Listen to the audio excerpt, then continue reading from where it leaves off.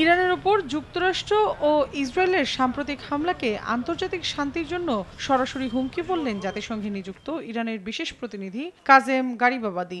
স্থানীয় সময় মঙ্গলবার নিউ ইয়র্কের জাতিসংঘ সদর দফতরে ১১০টির বেশি দেশের প্রতিনিধিদের সামনে তিনি অভিযোগ করে বলেন, আক্রমণের নেপথ্যে রয়েছে ইসরায়েলের আঞ্চলিক অস্থিরতা তৈরির ষড়যন্ত্র। এ সময় ইসরায়েলের পারমাণবিক অস্ত্র ও পশ্চিমাদের নীরবতারও কড়া সমালোচনা করেন তিনি।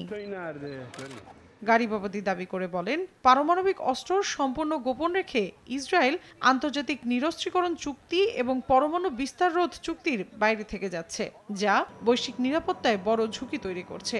ইরানের পারমাণবিক কর্মসূচি শান্তিপূর্ণ এবং তা আন্তর্জাতিক পরমাণু শক্তি সংস্থার নজরদারিতে রয়েছে। অথচ তেল আবিব ও ওয়াশিংটন তেহরানের বিরুদ্ধে ৩ দশক ধরে মিথ্যা অভিযোগ করছে বলেও স্পষ্ট বার্তা দেন তিনি। যুক্তরাষ্ট্র ও ইসরায়েলের আত্মরক্ষার দাবিকে ভণ্ডামি আখ্যা দিয়ে তিনি বলেন, কোনো আগ্রাসনের সম্মুখীন না হয়েই আত্মরক্ষার অধিকার দাবি আন্তর্জাতিক আইন অনুযায়ী অবৈধ। ইরান কারো ওপর হামলা করেনি, বরং তেহরানই আক্রমণের শিকার।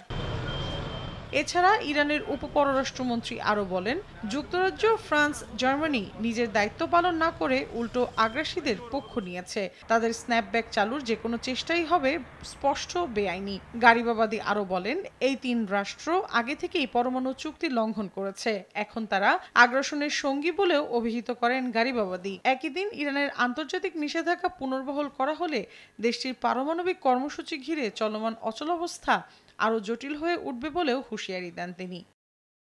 মৌসুমী সাথী, সময় সংবাদ।